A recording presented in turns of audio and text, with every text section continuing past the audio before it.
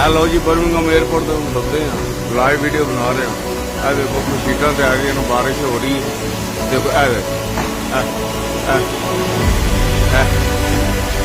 ये पाकिस्तान इस्लामाबाद एयरपोर्ट है। ए देखो हेलो फौजी साहब, आ देखो एयरपोर्ट। बारिश से कहते बड़ी तूफानी है, देख लो वो, देख लो, देख लो बारिश है, बिजली पर बनी वो सीटा देंगे, पानी पानी थले आ रहा है। ओए बुल्ला बुल्ला बुल्ला बुल्ला फौजी साहब पानी देखो, बुल्ला बुल्ला बुल्ला बुल्ला, देखो फौजी साहब, ओए बुल्ला बुल्ला,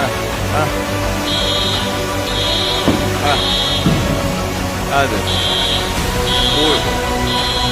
जिस पास नजर मारो उधर सीटा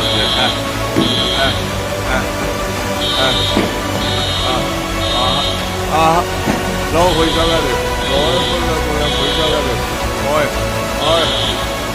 हमें तो टोके वीडियो बनाना, तुम कहते बारिश तूफानी है, एयरपोर्ट के अंदर वाड़ा ही है, सीटा अपनी सारी देखो मोड़ हो गए, सारियों टैप ही है।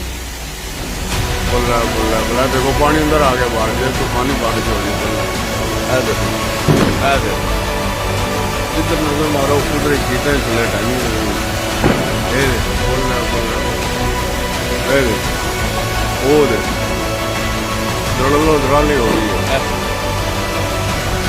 और बोला बोला देखो पानी, ये देखो ऊपर छत्ता से मोर थल्ला पानी ने सीटों में मुझे रखी है, वो देखो और वो देखो बोला बोला वो देखो और बोला बोला भाई साहब, देखो किसी कहते बारिश का पानी नजर कोई नहीं आता, आई बोला बोला बोला एयरपोर्ट के अंदर से हल गए। वो देखो हेलो, ये मैं आप बना रहे हैं वीडियो तो देख रहे हैं, ये इस्लामाबाद इंटरनेशनल एयरपोर्ट की हालत है, पानी सारा अंदर। देखो बुल्ला बुल्ला बुल्ला बुल्ला बुल्ला बुल्ला बुल्ला, ये पर छत सारा मोरो मोर हो गए।